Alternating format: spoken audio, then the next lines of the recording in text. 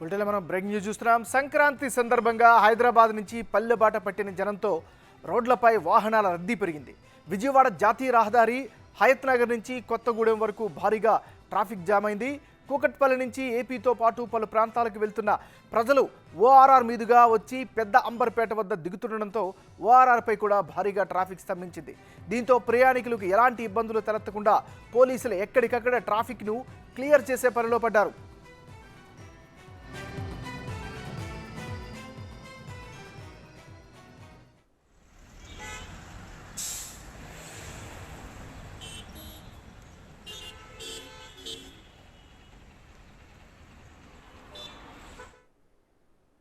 సంక్రాంతి సందర్భంగా హైదరాబాద్ నుంచి పల్లెబాట పట్టిన జనంతో రోడ్లపై వాహనాల రద్దీ పెరిగింది.